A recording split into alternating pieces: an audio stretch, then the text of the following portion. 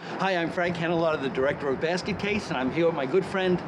R.A. the Rugged Man, Dirty Crusty Asses, Long Island, Suffolk County, American lowlife. And we're going to check out some of the locations I use for Basket Case, and I guess the most common question I've been... Well, probably the most common question I've been asked is, what the hell's wrong with you? But the second most common question I've been asked is... Where'd you shoot the hotel scene, Frank? Well, the hotel doesn't exist.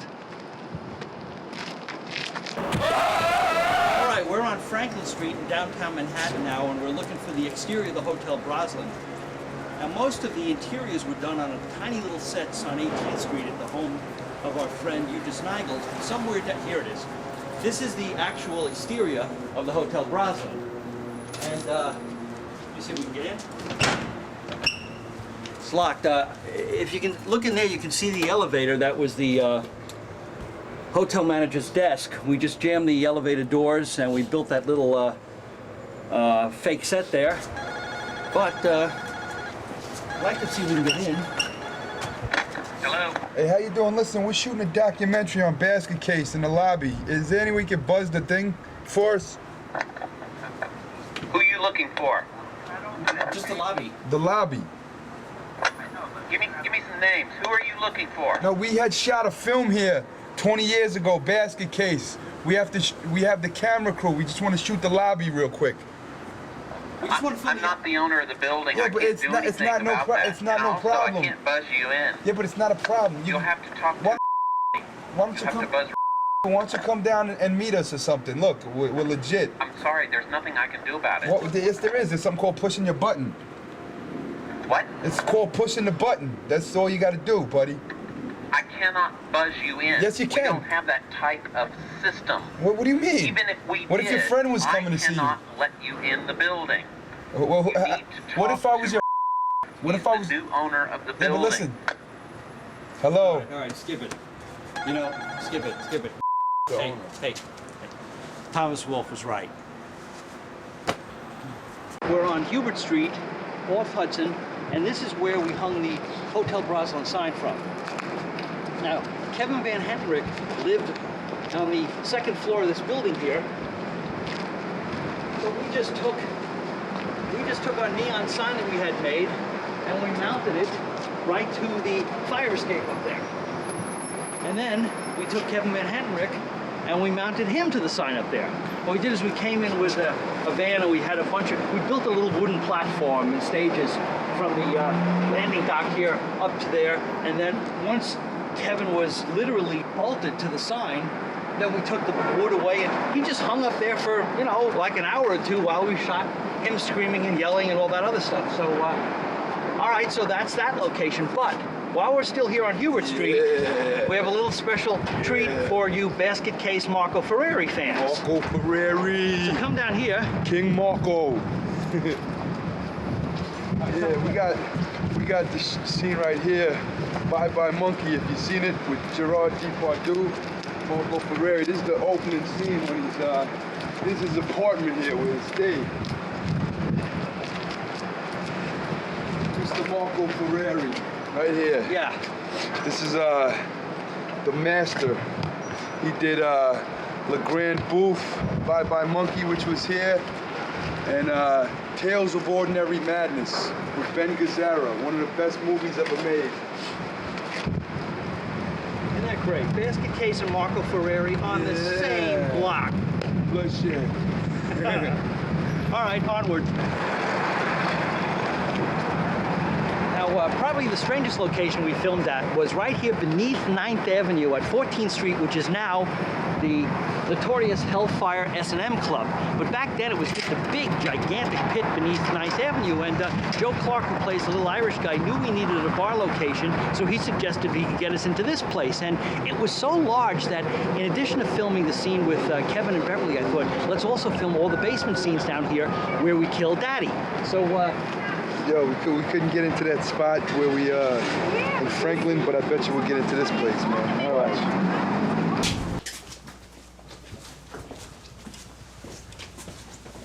well, we are now inside the Hellfire Club. And it looks nothing like what it did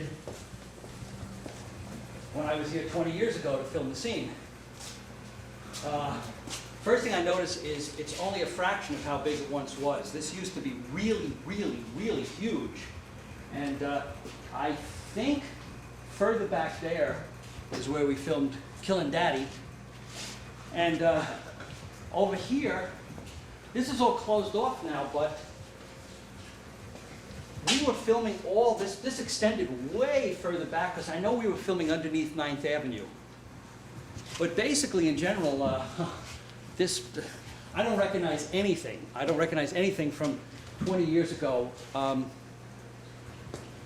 I do recognize something.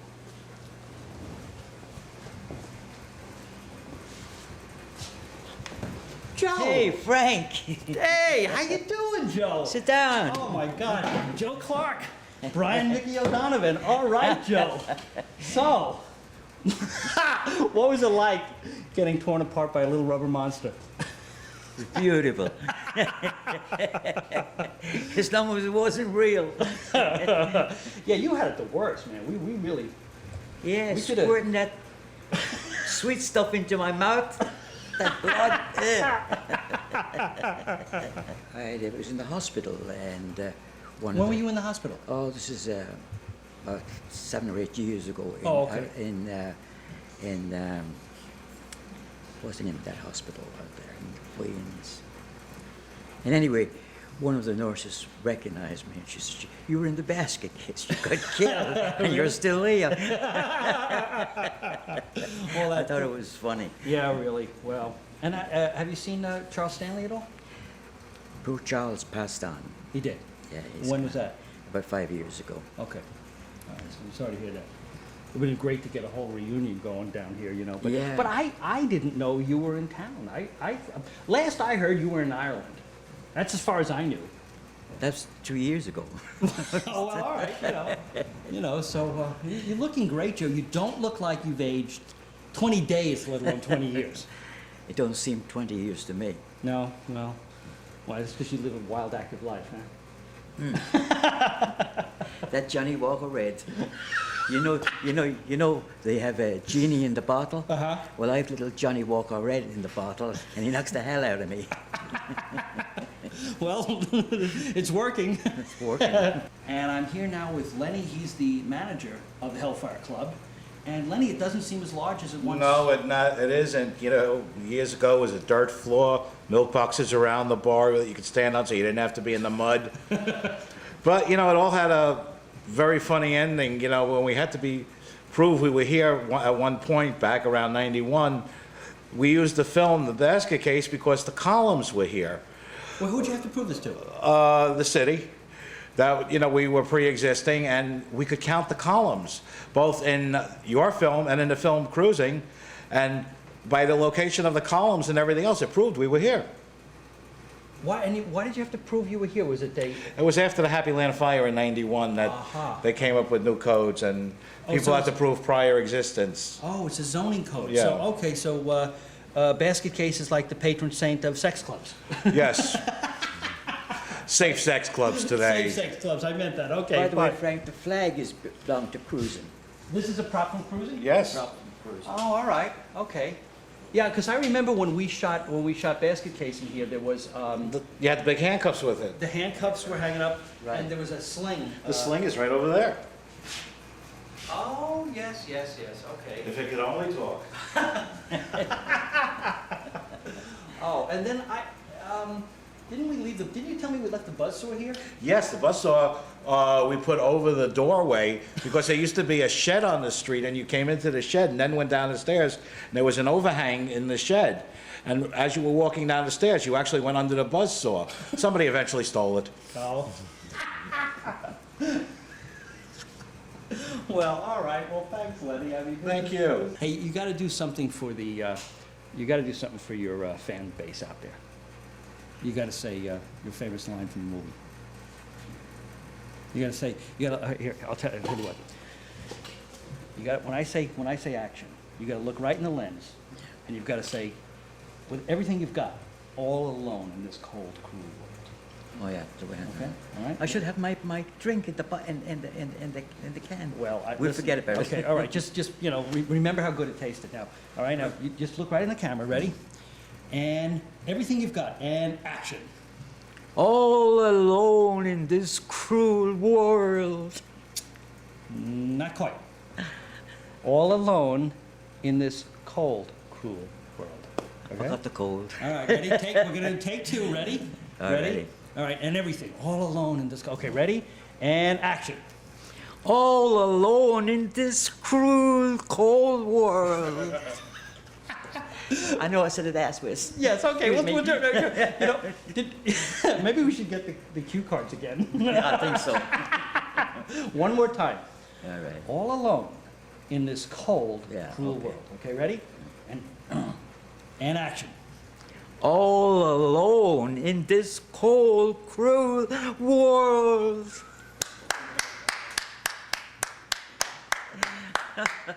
Joe, it's great seeing you again, buddy. Good too.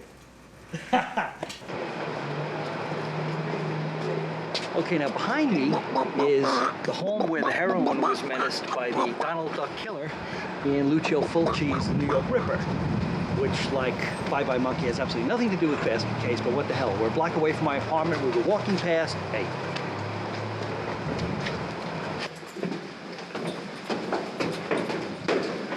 Okay, we're now back at my apartment, and we're heading up to the penthouse. So we're going to meet the real star of the film.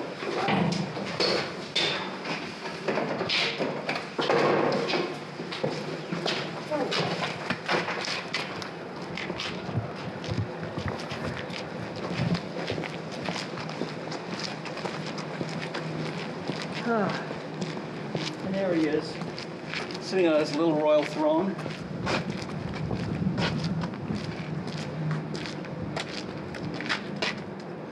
Slowly rotting away, but then so am I. As you can see, this skin is no longer flexible at all. This was the model we used for animation. The puppet Belial lives up in Boston with Edgar. And I think if I tried to move the arms on him today, they'd probably just fall off. They're so brittle. But otherwise, you know,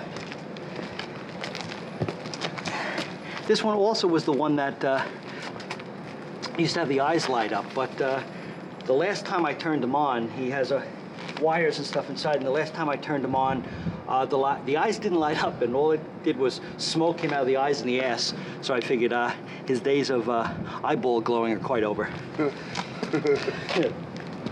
But, did a good job.